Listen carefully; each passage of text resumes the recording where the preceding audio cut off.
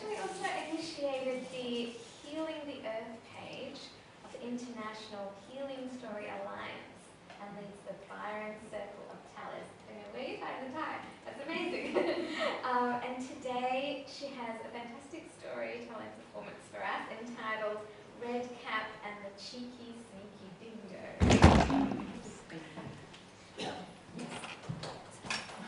Jen has asked me to lead in with a little ditty, so I'm going to do one that, never performed this before, it's a version performance. This is written for one of you, Dr. Rebecca Ann de Rosario from Monash University. She wrote a fabulous story called Glinda the Good Witch, and the death of Glinda the Good Witch, and this is bringing her back to life.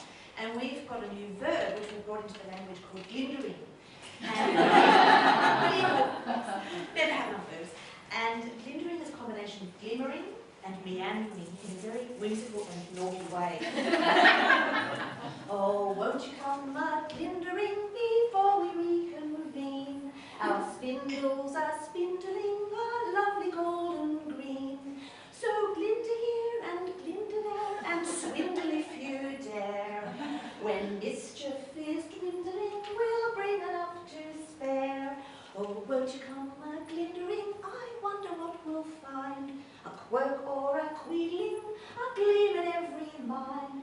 So amble, meander, and linger by the lair. When mischief is glindering, we'll bring enough to spare. So glinda here and glinda there and swindle if you dare. When mischief is dwindling, we'll bring enough to spare.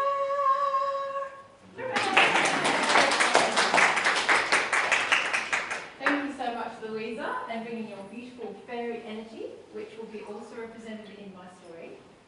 And I just wanted to quickly, I won't go into a long explanation, but it was this cap which inspired this version of this story many years ago.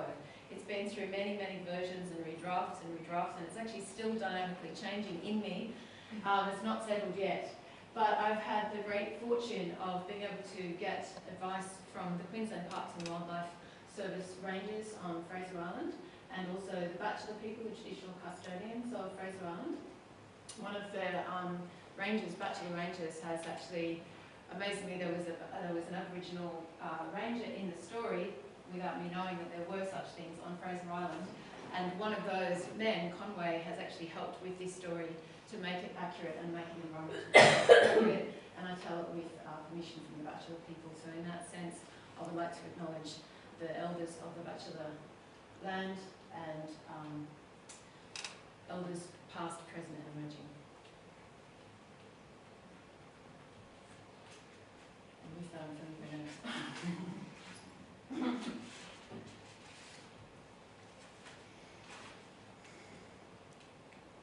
Did you know that dingoes are much more like wolves than domesticated dogs? You probably do, but it's one thing to know it in your head, and it's another thing to know it in your heart and soul and body. Because if you're a dog lover like me, and you've got a pet dog that you adore, when you see a gorgeous dingo, you kind of want to go, hello, come on, I want to pet you, I want to take a photo, I want to feed you. Well, in my head I have this story going, well, it's a wild thing. You've got to respect that wildness. And intellectually I understand why. But the impulse is still there, and I have to rein it right in. Because when you stop a wild thing from being wild, when you lure it closer, when you feed it, or you just don't lock up your rubbish properly, they become cheeky and sneaky, those dingoes. It's confusing because we know that dingoes used to live in settlements with Aboriginal people and work alongside them. So we think of them, maybe they're a bit domesticated, but when they're wild things, we need to respect that wildness. And this is the story of Redcap and the cheeky, sneaky dingo. Now, the Bachelor people of Fraser Island, they call the island Kagari. And there was a girl who lived on Kagari all her life. And she had a grandma who loved her dearly. And Grandma would walk the bush track from Eli Creek past the lake to her house and visit her from the time she was a little baby in her mother's arms. And as she grew, her grandma would come and bring her things. Sometimes she would just bring her a story or a nursery rhyme. Sometimes she would bring her food that she had baked. Sometimes if she was sick, she would bring home a remedy. But on her 7th birthday, Grandma brought her a cap that she had made herself. She had selected the red fabric, she'd cut it out, she'd made it to fit Redcap's head exactly, her granddaughter's head, and she had then decorated it with designs from her ancestral people's dreaming, and that was the Celts. She put fairies and sprites on the cap. And then she asked her best friend Lily, who was an elder of the bachelor people, she said, "Lily, I'm making this cap for my granddaughter's 7th birthday. Would you mind putting something on it?" And Lily said, "Sure." And she decorated with symbols from her people's dreaming. And when Grandma gave her daughter that cap, and Redcap, well, she wasn't Redcap then, she had another name, but when she put it on her head, you can imagine, she felt so special. She felt so magical, she didn't want to take it off her head. And her mama had to wrestle it off her head at night when she was falling asleep just to wash it. She wore it everywhere. She wore it in the rain and in the sun. She wore it in the summer and the winter. So much so that people completely forgot that she ever had another name and just called her Redcap. Well, one day, Mum said, "Redcap, it's not like Grandma to fall sick, but she's really caught one of those terrible flus. And I've made some soup, and we're going to go and visit her later. In about half an hour, okay? I'm just going to go and plant the seedlings. I want you to clean your room for a bit, okay? And then we'll go together to Grandma's." Redcap said, "But Mum, I don't want to go with you. I want to walk on my own. It's a beautiful sunny day. Why can't I?" She said, "Don't you remember, darling, what we talked about last night? Remember how I said that the rangers have discovered that there is one dingo on the island that's gone a bit cheeky and sneaky? They're keeping an eye on him, but it doesn't look good. It's a bit dangerous. It's just not safe for you to walk on your own, darling. You're not big enough." "Oh, Mum, I hate that!" So she slammed the door and sat in her room sulking. But as she looked out the window at the beautiful sunny day, she thought, "Grown-ups, isn't worrywart? I'll be all right." So she snuck out, and she knew Mum couldn't see her. And she wrote a note. She said, "Dear Mum, I've taken the soup in the basket, gone to visit Grandma, and I'll be fine. P.S. Tidy my room later." So off she set. And it was great. It was such a beautiful day. I was just thinking, I don't know what all these adults are so worried about. I'm fine. I've lived here all my life. And she could smell the wildflowers on the heath. It was such a beautiful day. But about halfway along to Grandma's house, she saw a dingo on the path up ahead. She thought, "That's strange. I've never seen a dingo just sit when a human's inside. Because ordinarily, at the first whiff of a human, they scatter away, just like those snakes we heard about. They just rustle away, and half the time you'd be walking in the bush, you wouldn't even know there was a snake in the area. You wouldn't even know there were hundreds of dingoes on Fraser Island or Kagari if you were there, because they're all so good at hiding. But this dingo, he was just sitting right there. That's strange, she thought. She kept on walking, because she wasn't afraid of anything, remember? So she kept on walking, and as soon as she got close, that dingo made her feel right at home. He had this big smile, and he said, "Hi, morning.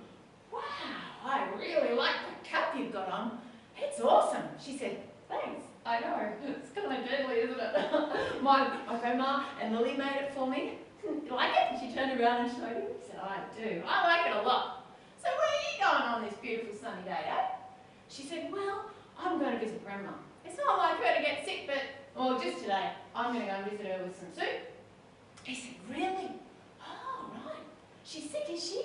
Well, I've heard that when humans are sick, especially women, they really brighten up when you get them flowers. There's heaps of wildflowers on the heath. Why don't you go and pick some?" She said, "That's a really thoughtful idea. You're a really sweet dingo." She thought again to herself, "Adults, they're such worrywarts. It's all fine, you know." So she said, "Okay, that's a good idea. I'll do that." He said, "And so just interested. So where does your grandma live?" Because to himself, you know what he was thinking. He was thinking, "I think I've seen that grandma around. She looks kind of nice and aged on the bone. She'd be a nice little morsel if I ate this juicy little blossom." And she said, "Oh, well, Grandma, you just go, it's towards Eli Creek. You go past the lake in Eli Creek, and it's under the great big pandanus tree. That's how you know it. You know, the really ancient one." He said, "Oh, yeah. Okay, well, have a good day then, mate."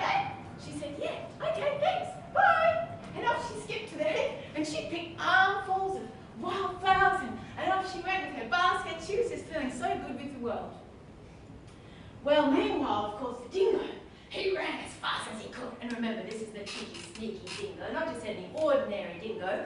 And he knocked on the door at Grandma's house, and in his breast little girl voice, he called out, "Grandma, it's Red Cat. Can I come in?" Grandma didn't say anything. Maybe she was so sick she'd fallen asleep. So he tried again. "Grandma, it's Red Cat. Can I come in?" Still nothing. She must be asleep. Oh well, all the better to read her up then. So he opened the door, closed the door, and he stuck inside. There was no one in the bed. There was no one in the house. Grandma was that kind of woman that thought that if you're sick, the best thing for you is to walk in the fresh air. She'd rung up her best friend Lily, and they were walking along here like Greg. She wasn't even in the house. Rats, thought the dingo. Oh, his tummy was rumbling. He hadn't had a good feed in ages. He thought, oh, I've got a good idea. He spotted a frilly negligee that was lying on the bed. Grandma's got pretty funky taste, actually. So he put the negligee on, and then he saw some lippy on the bedside table. He thought, I've got a really clever idea coming on. Put some lippy on. Oh, may I say, you make a really sexy grandma. He put a beanie on his head, and then he jumped into bed, and he hid his nose just in time, as you know who came along. Red Cat came to the door, and she knocked. And she was really excited because she had all the flowers and the soup, and she'd come here all by herself, and nothing bad had happened. And she knocked on the door. "Grandma, it's Red Cat. Can I come in?" And the dingo, in his very best grandma voice, said, "Yes, dear. Just lift the latch and come inside." So Red Cat came in. Oh, it was a bit windy inside the house. It sort of smelled, I don't know, funny, like a damp dog or something. Normally she felt so good when she was in Grandma's house, you know, and usually Grandma would jump out of wherever she was and give her a big hug, and Grandma just stayed in bed. And the other thing was, Grandma loved the sunshine, and it was, someone had pulled the curtains. It was really dark. And her tummy felt strange. She didn't understand why, but she kind of wanted to run away. She thought, that's really weird. I love Grandma. Here I am to bring her some stuff. And so I'll just put the flowers in the water, Grandma. So she put the flowers in the water, and she put the soup in the kitchen, and then she went to Grandma's bedroom, and it was really hard to see it because it was so dark. She said, "Grandma, you got a really bad migraine or something. You've got all the curtains closed." And when she looked at Grandma and her eyes adjusted to the dark, she said, "I'm sorry to say it, Grandma, but you look kind of freaky today. This flu isn't really good for you. Like, this is all under your hat there. Your ears look kind of spiky and long. It's kind of weird." And Grandma said, "Oh, all the better to hear you with, my dear. You can join in with no better." And so Red Cap said, "That's not all though, Grandma. Your eyes look so big today." And Grandma said, or actually the dingo said, "All the better to see you with, my dear." And she said, "Yeah, but that's not all, Grandma. Your arms look kind of weird today. They look sort of hairy, and your hands look kind of like claws." And the dingo said, "All the better to hug you, my dear." "That's not all, Grandma. Because your nose looks kind of like a snout, and your teeth look all kind of slobbery and sharp and weird." And in that moment, the dingo forgot he was play acting, and he said, "All the better to eat you with, my dear." And in that moment, the light fell on the dingo's face. And Red Cat realised just the kind of danger she was in. She could see what she was really dealing with.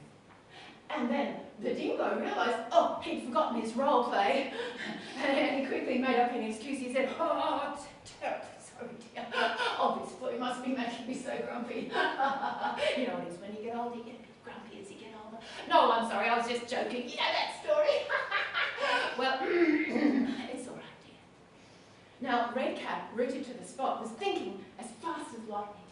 She was rooted to the spot with fear, but she was also thinking really fast about everything she'd been taught by Mum and Dad and Lily and Grandma and Lily's son, Bruce the ranger and all the other rangers about what she should do if she was ever stuck on her own with a cheeky, sneaky, dangerous dingo.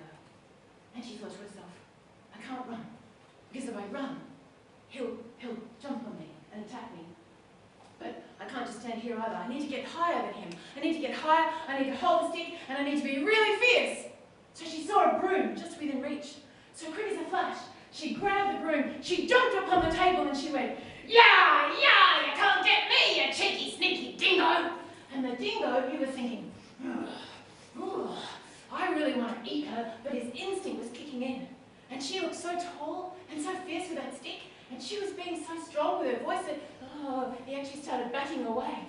And then, at the same time as being fierce and standing on the table and shaking the broom, she was a good multitasker like many women.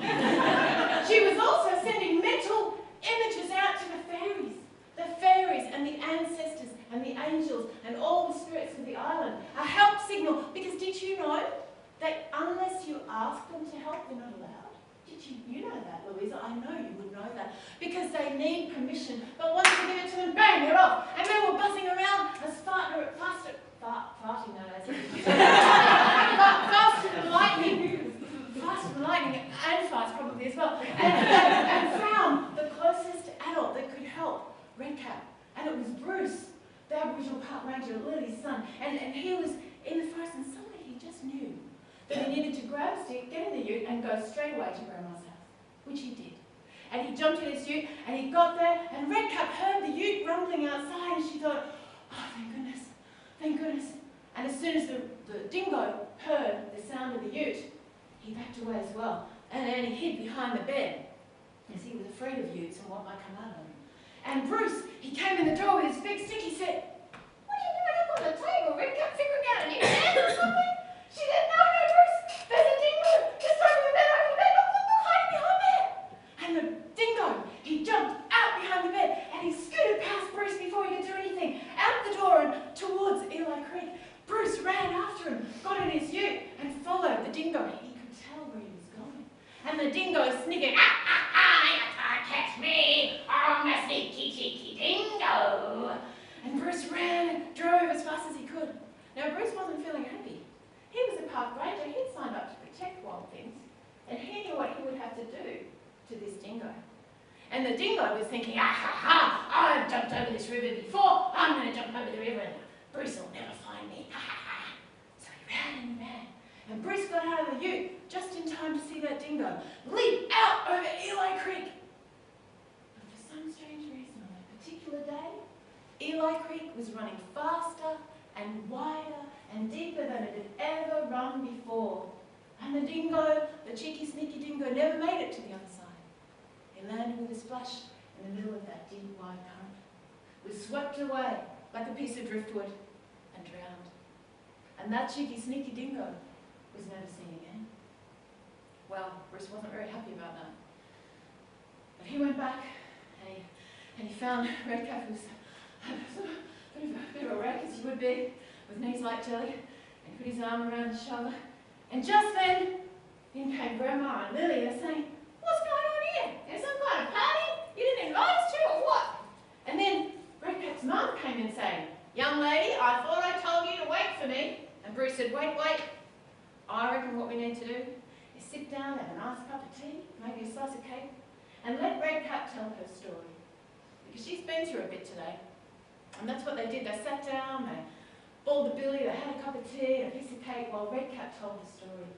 And when they were finished, when she was finished, Lily said, Baba, I think I can speak for everyone here today when I say that although you made a dangerous choice by walking through the forest on your own, when you got caught with a cheeky, sneaky dingo all on your own, you did everything we taught you to do.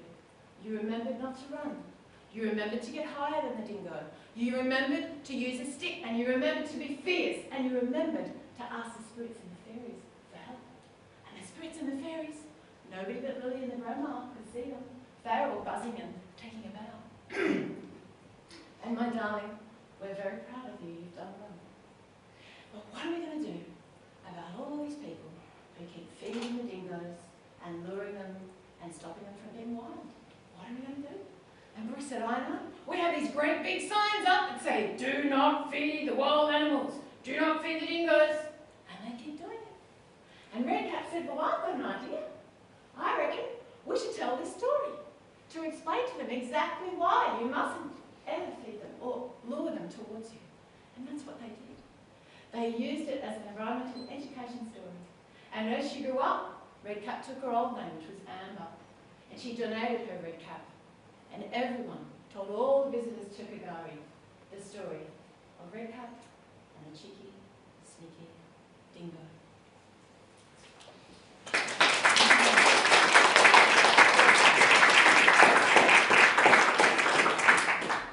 Oh my goodness, that was just wonderful. I think storytelling, oral storytelling is such an art and such a skill, and I'm always blown away whenever, yeah, thank you so much. Here is your refugee wolf and your certificate. Now we are going to go to morning tea, so definitely catch Jenny if you'd like to.